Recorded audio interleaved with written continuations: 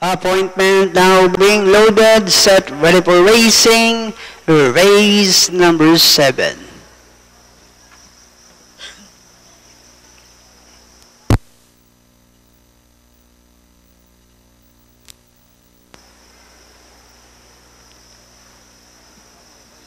Racing just is started. We have silver screen break quick clear start rushing up now. Yes, that is Aspire Magic. In between horses comes Portray. West Dream comes next. Mino Cutter. Appointment Real Value Sweet Daddy's Girl. Then followed by Don't Touch the Wine.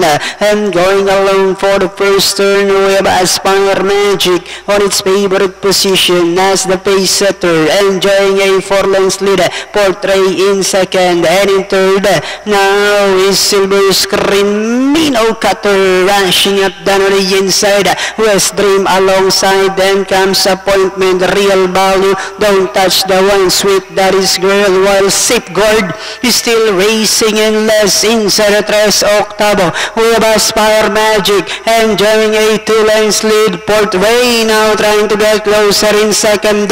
Silver Screen, Mino Cutter, West Dream now moving upon the outside. Then comes Appointment Don't Touch the One, Real Value, Sweet Daddy's Girl, while Safeguard is still racing in less, and they are now entering the home stretch. We have fourth Ray by Avarolenka moving upon the outside is West Dream with about 100 meters up. There is Portray. West Dream is on the outside, but it's still Portray. West Dream is on the outside, and finally it's Portray.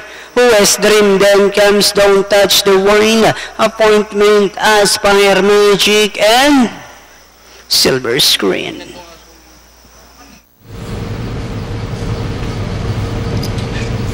Numero 3, Portray.